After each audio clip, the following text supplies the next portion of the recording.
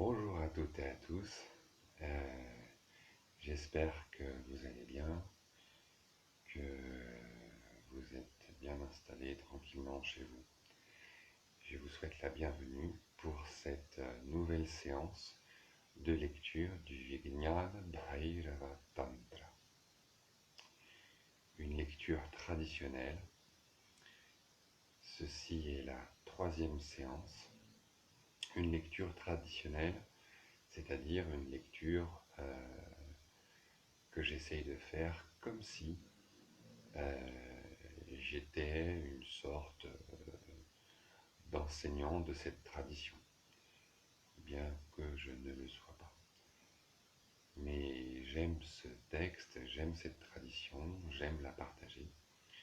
Donc voilà. Pour commencer, un mantra et un verset de bon augure.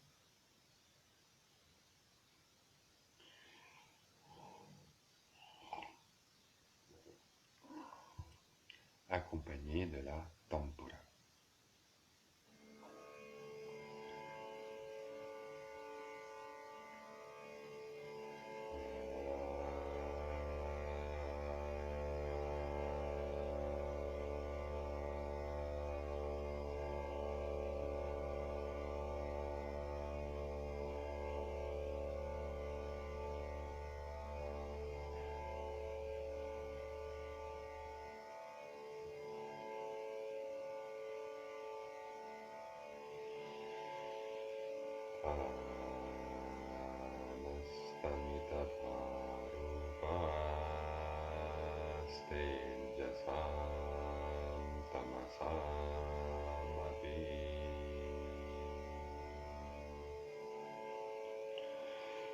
Ya ekon taryadam paschatijam sichatamam sicha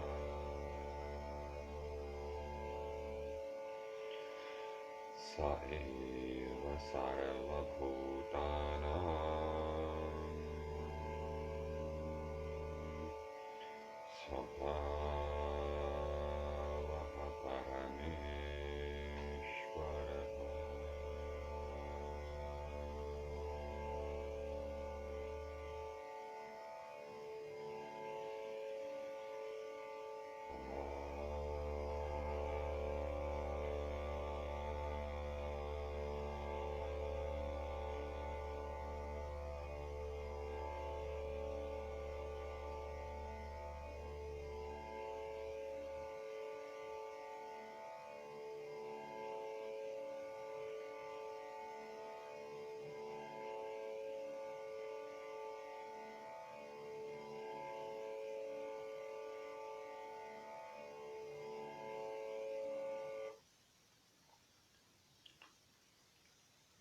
La dernière fois,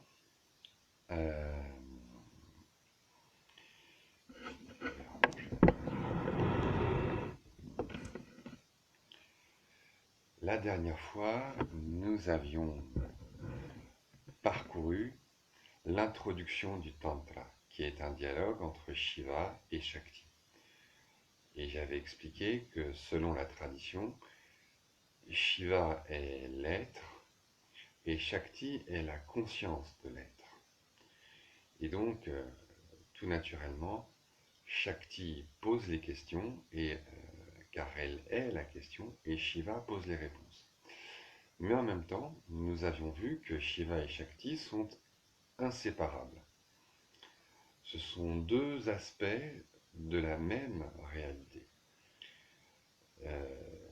Shiva, c'est l'aspect de la réalité qui est, et Shakti, c'est l'aspect de la réalité qui a conscience de ce qui est, qui perçoit, qui désire ce qui est.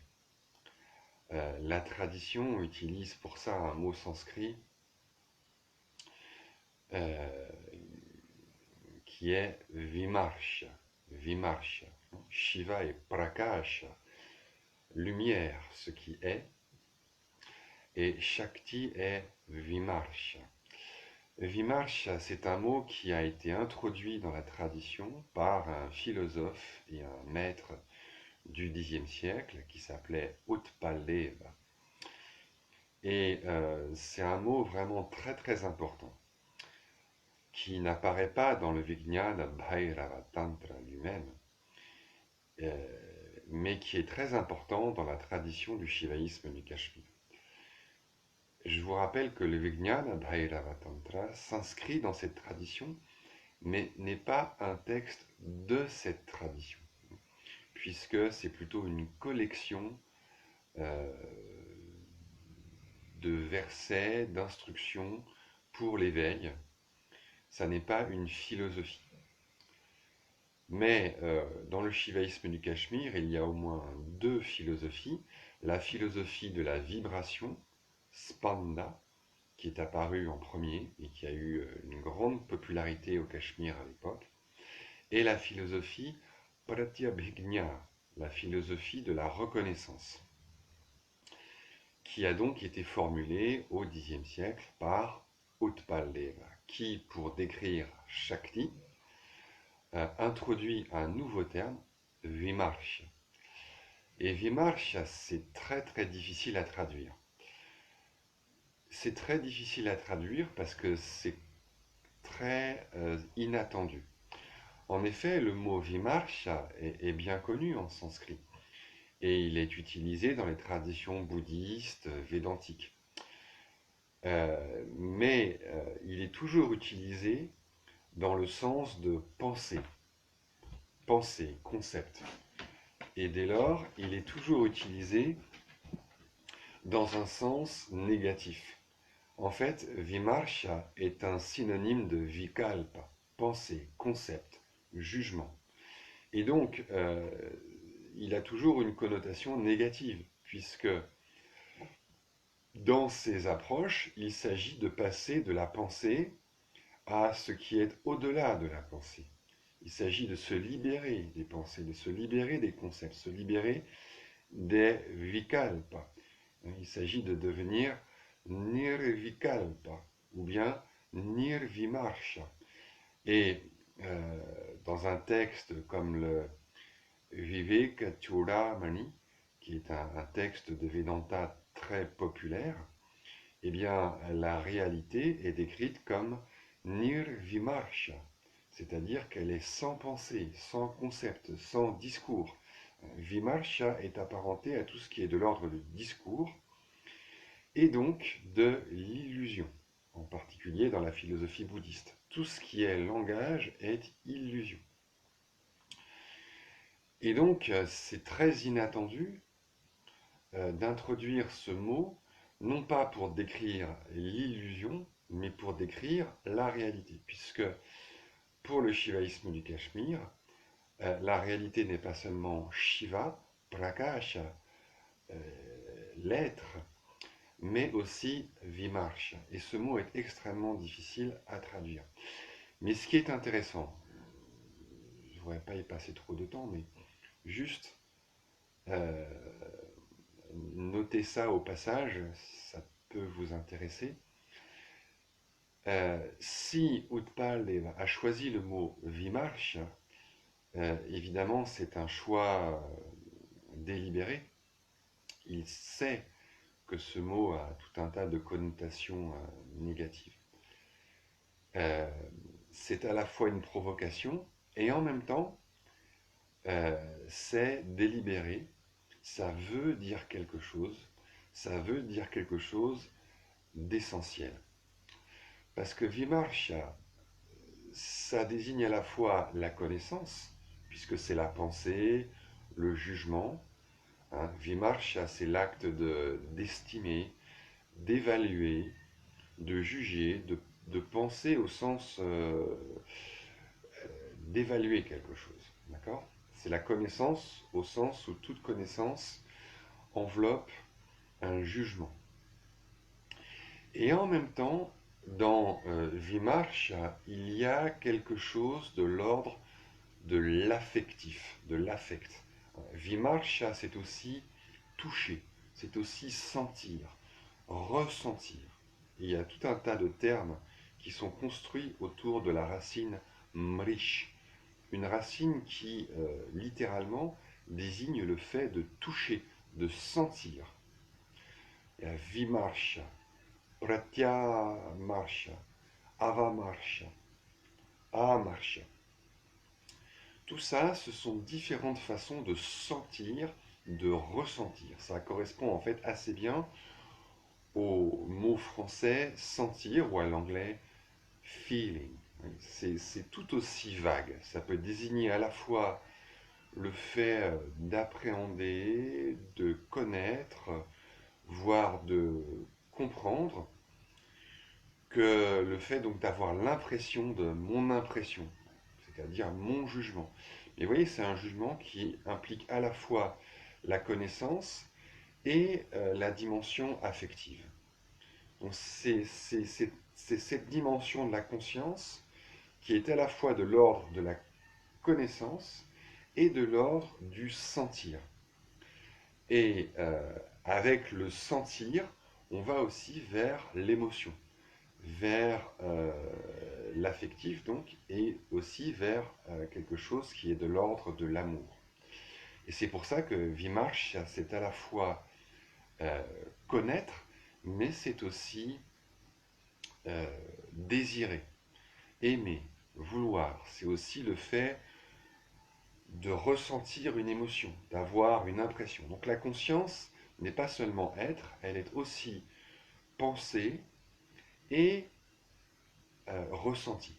Vimarsha désigne ces deux aspects-là de la conscience, à la fois pensée et ressenti. À la fois le cognitif, le connaître, et l'affectif, le ressentir. Mais ça, ça ne se trouve pas, en tout cas pas de façon explicite, dans notre texte.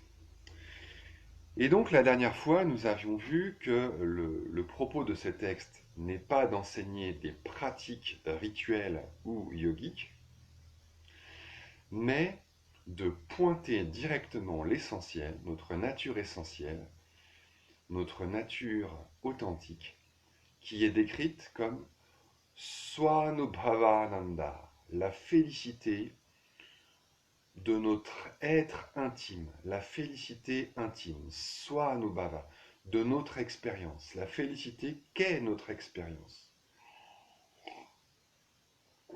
Et donc, après ce petit dialogue introductif entre Shiva et Shakti, qui personnifie donc deux aspects de la réalité, Shiva commence à décrire à Shakti, c'est-à-dire l'expérience, la conscience, mais sous sa forme transcendante, sous sa forme libre, sous sa forme profonde, c'est-à-dire la forme qui n'est pas conditionnée par les conventions sociales, par les habitudes sociales, et notamment par, on l'avait vu la dernière fois, la religion.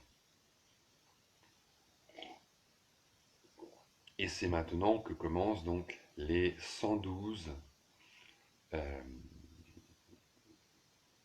expériences d'éveil, les 112 enseignements, les 112 expériences d'éveil, de réveil de la conscience.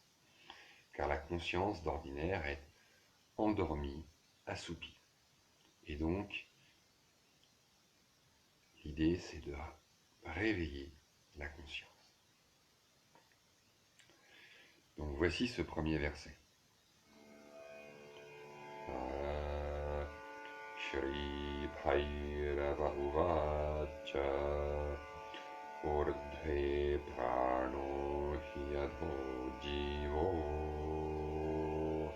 Visargahatma Paro Chareta Utpatti Tvitayasthane Dharanad Bharitasthitihi.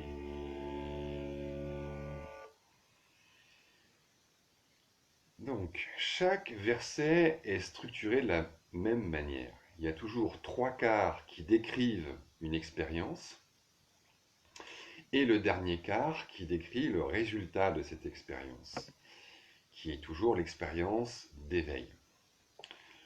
Donc, je commence par le dernier quart qui dit Bharita Sthitihi, l'état de plénitude. Donc, le résultat de cette expérience d'éveil, de cette pratique, c'est un état de plénitude, un état non pas endormi, assoupi, un état de lourdeur, non, c'est un état d'éveil, un état où la conscience réveillée demeure en sa plénitude, bharita, remplie, littéralement pleine. Et comment est-ce que la conscience se réveille? Eh bien, elle se réveille uccharit. Donc, c'est l'optatif, il, elle, doit, c'est-à-dire vous, moi, nous, la déesse, la conscience, doit quoi? Uccharit. Elle doit littéralement énoncer. Mais encore plus littéralement, c'est un verbe donc. Uchara, ucharaha, c'est chara. Chara, ça veut dire littéralement bouger. Ça veut dire aussi pratiquer. Charya, c'est la pratique, une pratique. Et ut, le préfixe ut, signifie vers le haut. Donc, ucharet, ça veut dire aller vers le haut. Donc, il faut aller vers le haut. Para, paro ucharet. Il faut littéralement énoncer la suprême, c'est-à-dire énoncer, il faut dire, c'est très étrange comme façon de parler, mais c'est de la poésie quelque part, il faut énoncer la conscience. La conscience, il faut l'énoncer. Qui va énoncer la conscience? La conscience, évidemment. Donc la conscience doit s'énoncer elle-même. Elle doit se dire elle-même. Elle doit se dire elle-même, la conscience. Qu'elle se dise elle-même. Voilà. C'est une invitation, c'est une incitation. Que la conscience se dise elle-même. Et en même temps, puisque Uccharet veut dire aller vers le haut, s'élancer, s'élever, la conscience doit s'élever elle-même. Que la conscience s'élève. Que la conscience s'élève en se disant elle-même, en s'énonçant elle-même. Et qu'est-ce qu'elle est, cette conscience, qui doit se dire, qui doit s'élever elle-même, qui doit s'élancer vers le haut, qui doit s'envoler? Qu'est-ce qu'elle est, cette conscience? Eh bien, elle est Atma. Dans ce cas-là, Atma ne veut pas dire le soi, mais veut dire le fait d'être dans un composé. Elle est quoi? Elle est Visarga. Visarga. Ah, voilà un autre mot extrêmement important. Extrêmement important. Visarga. La conscience est euh, littéralement éjaculation. Euh, pas forcément au sens sexuel, disons au sens plus figuré, elle est extase. Elle est sortie de soi. Elle est sortie de soi, c'est-à-dire qu'elle est création. Elle est création. La conscience est expansion. Ça veut dire que le fait que notre expérience soit en permanence conscience de ceci et de cela, que notre expérience ne soit pas simplement vide, mais qu'elle soit en permanence remplie de sons, de couleurs, de formes, de toute cette profusion de sensations, tout ça n'est pas un accident. Tout ça, c'est la conscience, car la conscience est créativité, la conscience est débordement, la conscience est extase, extasis, le fait de se tenir hors de soi. La conscience est distraction, la conscience ne coïncide pas avec elle-même, parce que la conscience est mouvement, elle est sortie de soi. Toute conscience est conscience de. Et ça n'est pas un accident. Ça ne vient pas de l'extérieur. Ça procède de la nature même de la conscience, de l'expérience, de la vie, de l'être.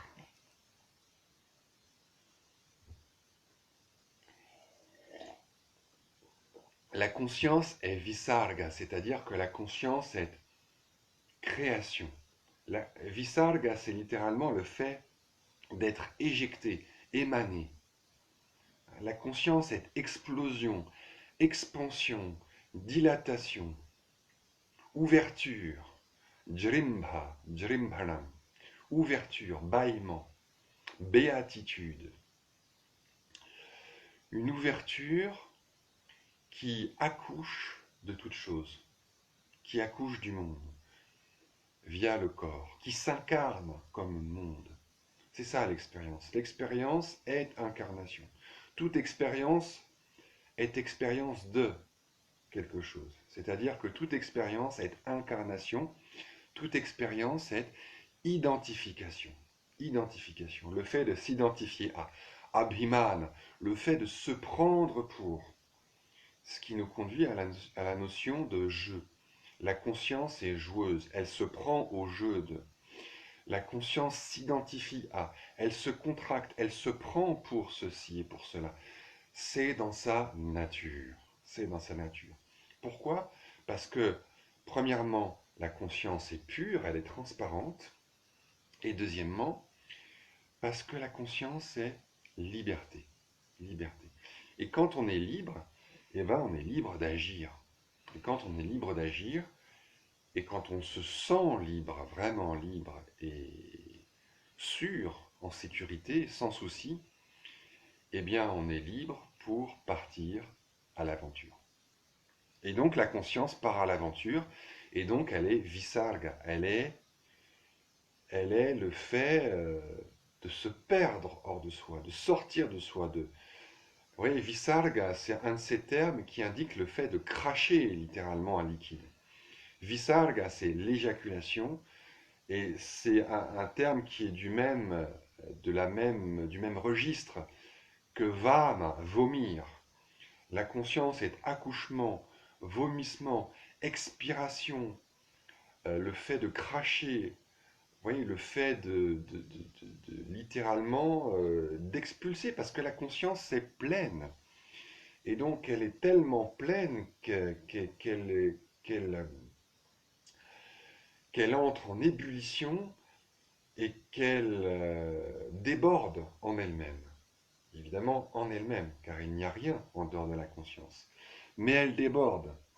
Et donc la conscience est pleine de désir, mais ça n'est pas un désir qui procède d'un manque, c'est un désir qui procède d'une plénitude, d'un excès, c'est un désir qui est débordement, qui ne demande rien, car la conscience est tout, la conscience ne manque de rien. La conscience est plénitude, mais justement parce qu'elle est plénitude, elle déborde, et elle déborde de tout ce que je perçois. Je suis la conscience qui déborde en elle-même, qui est créative, qui s'écoule en elle-même. Hein, la conscience est pleine de liquide. La conscience est liquide, elle est comme une mer, elle suinte, elle transpire, elle vomit, elle crache, tous ces termes sont très très très très importants et ils nous disent quelque chose du positionnement de cette tradition. Parce que d'ordinaire, tous ces termes qui ont rapport au liquide, à la transpiration, au fait que quelque chose s'écoule de nous, au fait qu'un corps bave, sécrète des liquides, tous ces termes, dans les traditions de l'Inde, ont une connotation péjorative. Ils dénotent ce qui est impur, les écoulements impurs. Tout ce qui s'écoule du corps dans la culture indienne est impur. Et il faut s'en éloigner et éviter tout contact. C'est pour ça qu'en Inde, on ne mange pas avec des couverts, on jette tout ce qu'on a mis dans la bouche, et tout ce qui sort du corps, que ce soit le sang de la femme ou la bave, ou même la respiration, même le souffle, est considéré comme impur. C'est pour ça qu'en Inde, on ne souffle jamais sur l'encens qu'on offre. Parce qu'on considère que le souffle, tout ce qui sort du corps, souille. N'est-ce pas et si ce n'est pas le coronavirus, du moins, il y a une vapeur qui sort du corps, et cette vapeur, comme tous les liquides qui sortent du corps, est impure. Et là, c'est comme pour le terme vimarsha, vikalpa, nous assistons à un grand renversement typique de l'approche tantrique, c'est-à-dire que au lieu d'éviter tous ces termes choquants, parce qu'ils ont rapport au corps et à ses sécrétions, eh bien, on va les employer. Il y a un renversement. Un renversement. Et donc, la conscience est visarga. Visarga désigne aussi un phonème de la langue sanskrite, désigne un son de la langue sanskrite. Ce son est considéré comme une voyelle, c'est l'expiration sourde. Ah. Par exemple, dans le mot, à la fin du mot, visarga, nominatif singulier, masculin, visargaha. Donc souvent on le rend avec un petit ha à la fin, mais en fait on devrait dire visarga. Vous voyez?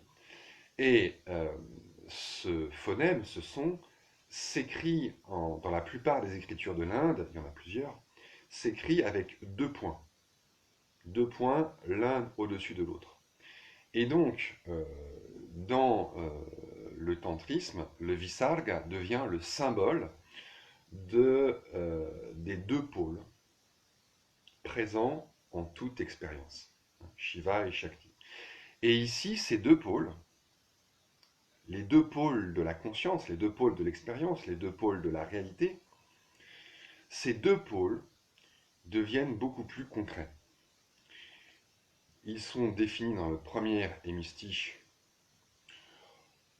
Urdhve Pranaha, vers le haut, Urdhve, vers le haut, Pranaha, prana, le prana. Alors ici, ce mot ne désigne pas le prana, c'est-à-dire l'énergie vitale en général, ça désigne l'expiration. L'expiration qui va vers le haut, qui part de la poitrine, et qui va vers le haut et qui sort par la bouche ou par le nez. Qui part de la poitrine et qui va vers le haut avant de sortir comme ceci. Prana. Vers le haut, l'expiration. Urdhve prana. Vers le haut, l'expiration. Ça, c'est le premier point. Il y a deux points dans le visarga. C'est le premier point. Le point du haut. Et ensuite, il y a le point du bas. Adho jivaha. Vers le bas. Vers le bas. Adhaha. Vers le bas. Jiva. Jivaha. Littéralement la vie. Littéralement la vie. Mais ici, ça ne désigne pas la vie en général, ça désigne l'inspiration. Jivaha désigne l'inspiration. Pourquoi est-ce qu'on appelle l'inspire la vie? Parce que c'est grâce à l'inspire que l'on vit. Bon. Dans la tradition tantrique, dans la tradition indienne en général, ces deux mouvements du souffle, vers le haut et vers le bas, donc l'expire et l'inspire, sont surchargés de sens. Il y a 1 milliard de symboles qui enrichissent cette expérience. En gros, ça correspond à toutes les phases des cycles temporels. Le temps est fait de cycles. Chaque cycle est fait de 2 phases. Et donc, tous les cycles temporels peuvent être symbolisés par le mouvement de la respiration. Le mouvement de la respiration, c'est le temps. C'est le temps. C'est le temps, kala, c'est-à-dire c'est le mouvement qui est la conscience. C'est le mouvement de la conscience. C'est le devenir, c'est le flot, c'est la pulsation du cœur qui est la conscience. Et qui se déploie tout d'abord dans les rythmes du corps, à commencer par la respiration, et ensuite dans tous les cycles temporels, que ce soit les 2 demi-heures qui constituent 1 heure, que ce soit les 2 moitiés d'une journée, le jour et la nuit, l'été et l'hiver, et ainsi de suite, jusqu'au plus vaste cycle cosmique de création et de destruction, d'émanation et de résorption. Émanation et de résorption. La conscience est un cœur. La conscience est une vibration. La conscience est une respiration. Tout ça, c'est toujours ce mouvement.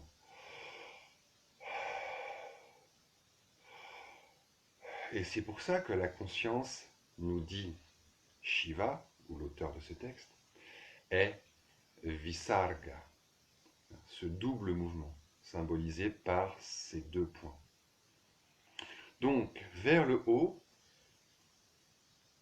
expiration, vers le bas, inspiration. Et donc, il y a toujours ce double mouvement, ce mouvement qui est le mouvement de la vie, qui est le mouvement de l'être. Et c'est cela qu'il faut énoncer. Comment? C'est ce que nous dit le 3e et dernier hémistiche de ce verset.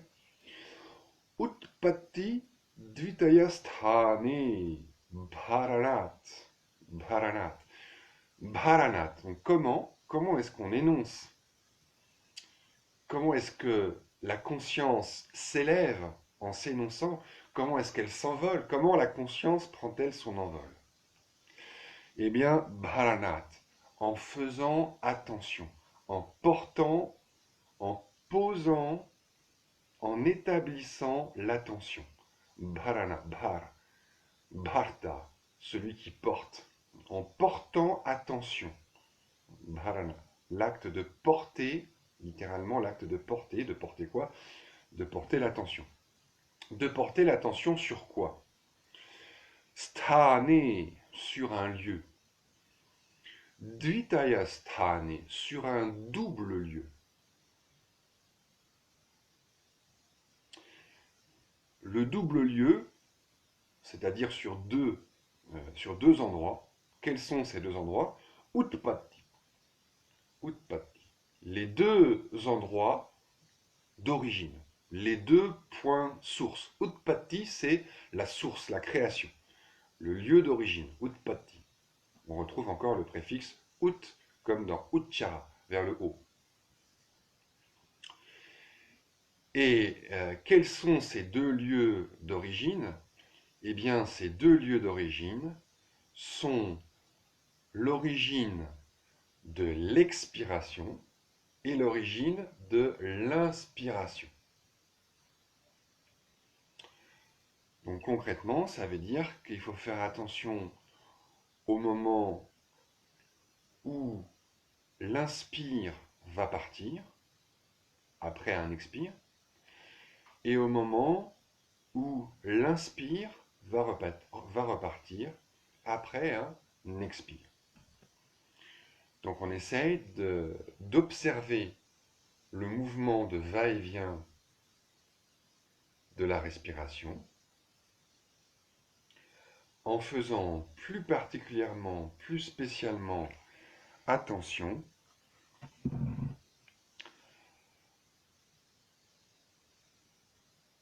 à l'instant où l'expiration et l'inspiration vont s'élancer. C'est-à-dire, on fait plus spécialement attention à cet instant d'équilibre, à cet intervalle où le mouvement de la respiration se suspend entre chaque expire, chaque inspire, entre chaque expire et chaque inspire. Vous voyez, on peut représenter le mouvement de la respiration comme le mouvement d'un balancier entre 2 points. Vous voyez, c'est comme un balancier. C'est comme un balancier.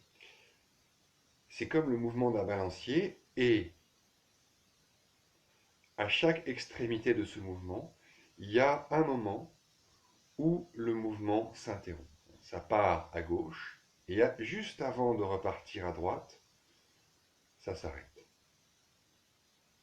Il y a un intervalle, si bref soit-il, où le mouvement est suspendu, où le temps suspend son vol. Et c'est là que je pose mon attention. Et c'est le fait de poser son attention sur ces deux instants de suspension du balancement du souffle qui va éveiller la conscience. Et c'est comme un japa, c'est comme la récitation d'un mantra, vous savez, avec un rosaire. Il y a des gens qui récitent des mantras. Om Namah Shivaya, Om Namah Shivaya, Om Namah Shivaya. Et bien là, c'est aussi un japa. Sauf que le mantra que l'on récite, c'est le mantra de la respiration. Donc, cette pratique consiste à écouter la respiration, à réciter le mantra de la respiration, en faisant tout particulièrement attention à ces moments de suspension du souffle, à ces intervalles entre deux respirations. Telle est cette respiration qui va permettre à la conscience de prendre son envol, de retrouver un état d'expansion, de sortir de son endormissement. Donc concrètement, je peux m'asseoir confortablement, je peux fermer les yeux ou non, peu importe, et simplement j'observe et je prends conscience et je ressens le mouvement de la respiration.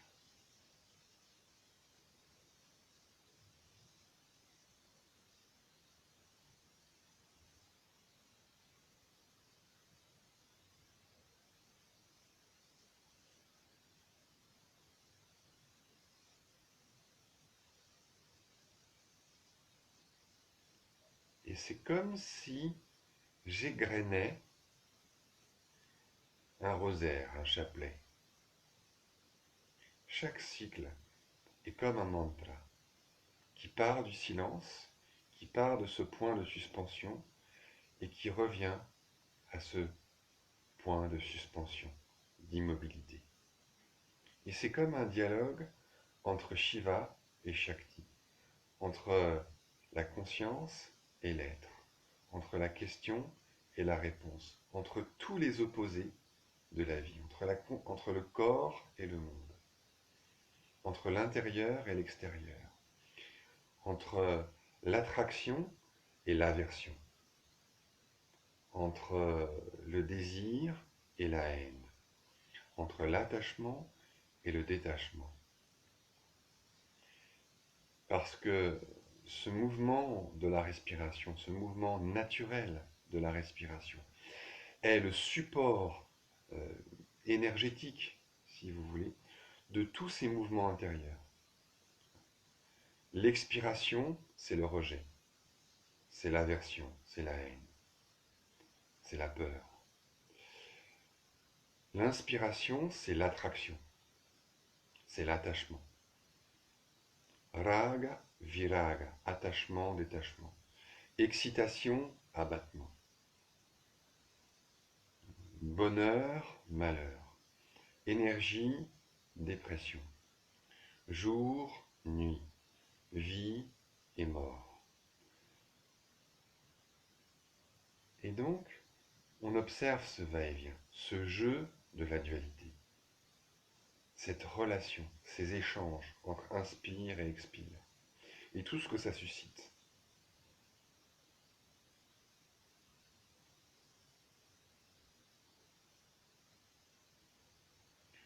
tout le devenir, tous les aspects du devenir, toutes les expériences possibles, avec les hauts et les bas,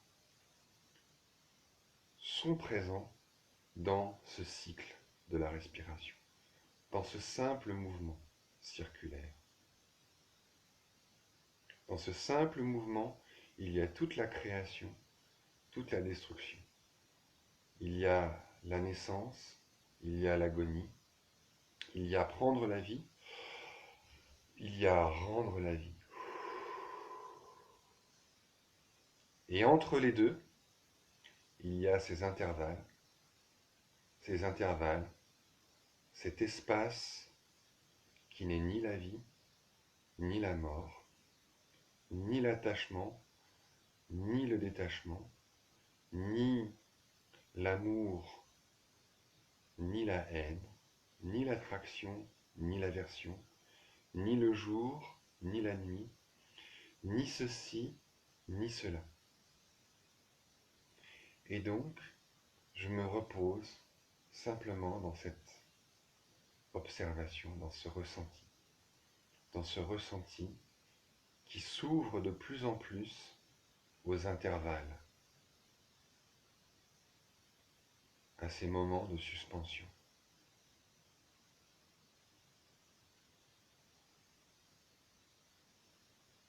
Et donc, ce qui se passe quand j'observe ces cycles, c'est que peu à peu, ils s'apaisent. La respiration ralentit.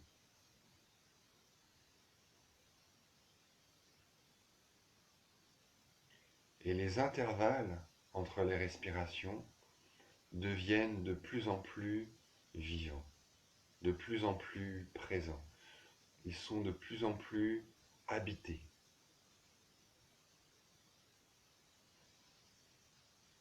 Et au lieu d'être perçus comme des intervalles entre les respirations, ils sont de plus en plus perçus comme l'arrière-plan vivant dans lequel se déploie la respiration. Un arrière-plan immobile, mais vivant, dans lequel vont et viennent, inspire et expire, dans lequel vont et viennent toutes les sensations positives, les sensations négatives, légèreté et lourdeur, contraction et expansion, verticalité et horizontalité, éveil et endormissement, énergie et faiblesse, extraversion et intraversion, mouvement et immobilité. Tous les contraires, peu à peu, s'harmonisent et se fondent et fusionnent dans cet arrière-plan vivant.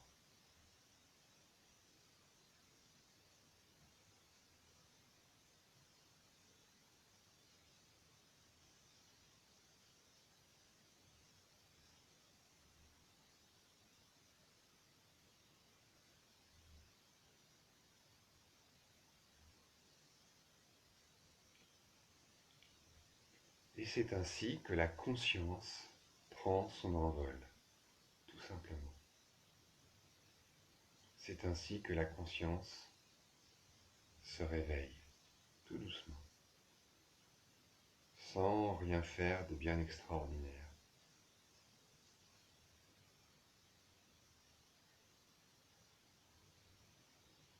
C'est comme un balancement.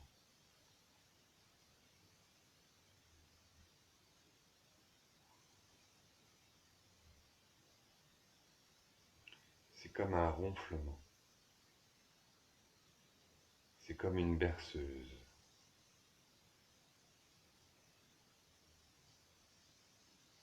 C'est une récitation. c'est la conscience qui se récite elle-même, qui récite le propre mantra qu'elle est. C'est la récitation naturelle. C'est la prière naturelle. C'est la pratique naturelle.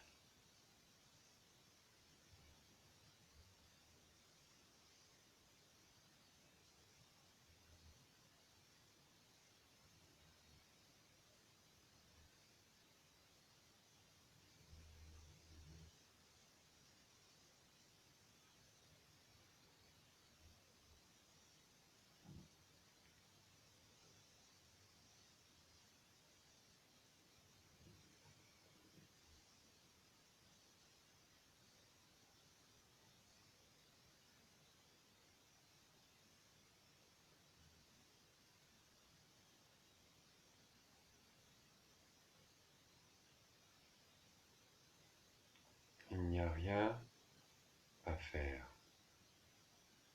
Juste se laisser aller dans le plaisir, dans l'émerveillement doux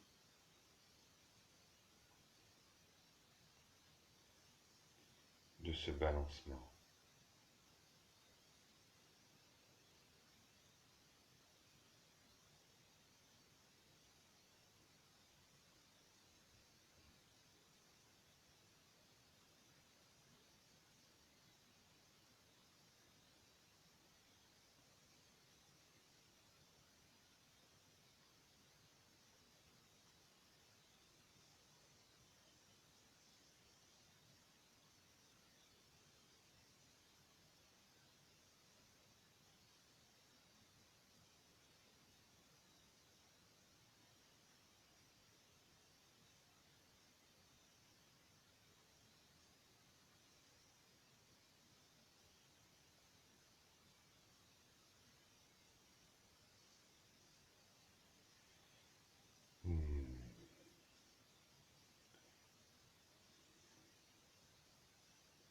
Longue expiration, longue expiration. Longue inspiration, longue inspiration. Cherche pas à manipuler le souffle, juste épouser son mouvement naturel. Comme quand on regarde, comme quand on écoute le va-et-vient des vagues sur une plage.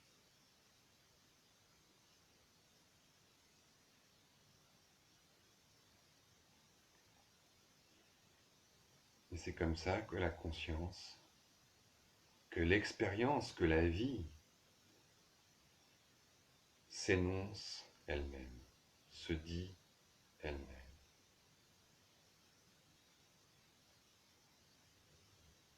Parole articulée ou silence, tout est enveloppé dans ce mouvement du souffle.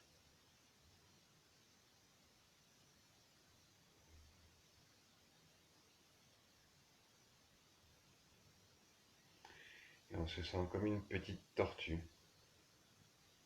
qui flotte, qui se laisse porter, qui se laisse masser par ce mouvement des vagues,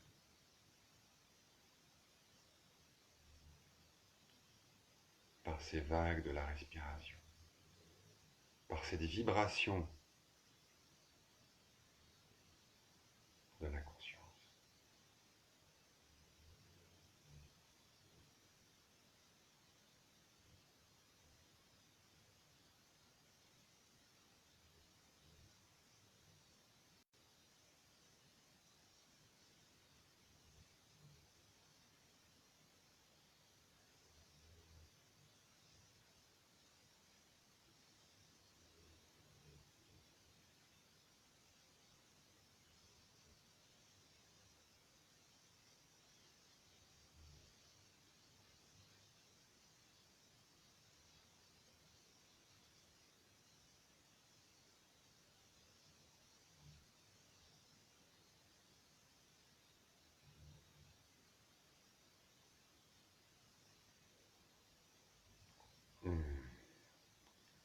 Sur ce, chers amis et amies, je vous souhaite une très très bonne journée et je vous dis à la prochaine fois si vous le voulez bien.